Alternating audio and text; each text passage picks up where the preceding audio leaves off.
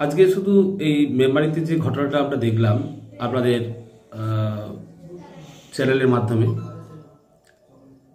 এই ধরনের একটা ন্যাক্কারজনক অসামাজিক কাজ তুলে ধরার জন্য আপনাদের চ্যানেলকেও প্রথমেই আমি ধন্যবাদ জানাই। সেই সাথে বলবো, আজকে শুধু মেমারি নয়, সারা বাংলায় আজকে অসামাজিক কাজ বেড়ে চলেছে। এর মূলে আমি একটু পিছন থেকে বলি যে একটা কথা আছে, শিক্ষা আনে চেতনা, চেতনাই ভবিষ্যৎ। কারণ শিক্ষাটাই আমাদের শেষ হয়ে গেছে। শিক্ষার মাধ্যমেই তো সমাজ গড়ে ওঠে। একজন ছাত্র, এ স্টুডেন্ট ইয়াং টুডে, অর্থাৎ ছাত্রই আজকে যুবক। সেই যুবকের উপর ভর করে সমাজ গঠন হয়, আর যুবকরাই হচ্ছে আমাদের সমাজের মেরুদণ্ড। আর সেই সমাজ আজ কোন পথে যাচ্ছে? আজ নেশা আক্রান্ত, মদ, গ্যাজা, সাথে অন্যান্য সমস্ত রকম নেশা দ্রব্য চারিদিকে। শুধু ওই একটি জায়গায় নয়, আজকে মেমারির বুকে প্রশাসনের নাকের ডগায়, এবং সর্বোপরি আমি বলবো আমাদের মেমারি পৌরসভার যিনি প্রশাসনের দায়িত্বে রয়েছেন তার নাকের ডগায় দীর্ঘদিন ধরে এই অসামাজিক কাজ চলছে। এই কাজটা শুধু একদিনের নয়। যদি আপনারা একটু খোঁজ খবর নিয়ে দেখেন, মেমারি বিভিন্ন গলিতে অলিতে পাড়ায় সর্বত্র এই গ্যাজা ঠেক চলছে।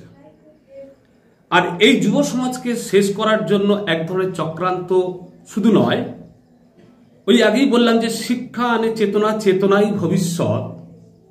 কারণ এই ছাত্ররাই তো যুবক হয়েছে, এই ছাত্ররাই তো শিক্ষা থেকে বঞ্চিত হয়েছে, যেখানে আজকে শিক্ষার মানদণ্ড নেমে গেছে, তবে সেই জ্ঞানটা পায়নি।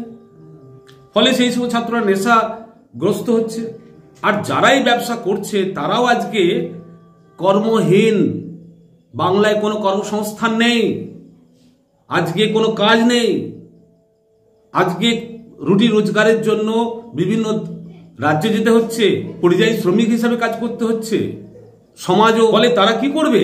সেই সমস্ত যুবকরা নেশা আক্রান্ত হচ্ছে, সমাজ ভেঙে পড়েছে। আর যদি এই অবস্থা হয়, আগামী দিনে ভবিষ্যৎ কি হতে চলেছে? অন্ধকার। তাই সর্বত্র আমি প্রশাসনের কাছে আমি দৃষ্টি আকর্ষণ করব।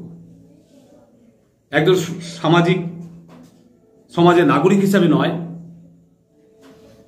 একজন যুবকদের প্রতিনিধি হিসাবে আমি বলবো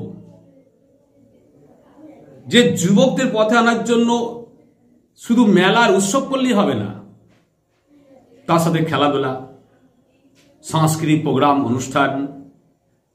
সমাজে সিনিয়র মানুষ আছেন, শিক্ষিত মানুষ আছেন, সমাজের রাজনীতি ভেদ দূরে রেখে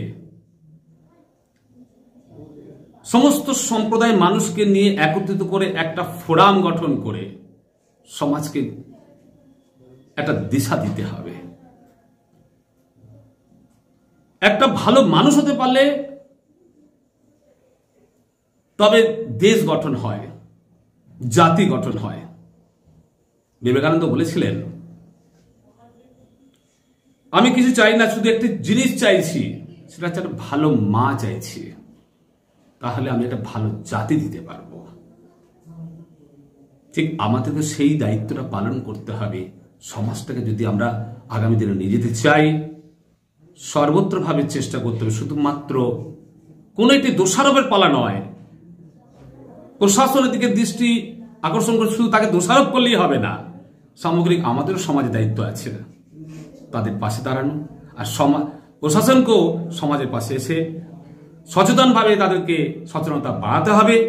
তার জন্য কি কি প্রক্রিয়া দরকার সেটা জোরদারভাবে করতে হবে। রাজনীতি ভেদ ভুলে গিয়ে সমাজ আগে গঠন করতে হবে। রাজনীতি আজ আছে কাল থাকবে না, কিন্তু সমাজের নাগরিকরা বেঁচে থাকবে, সমাজ সুস্থ থাকবে।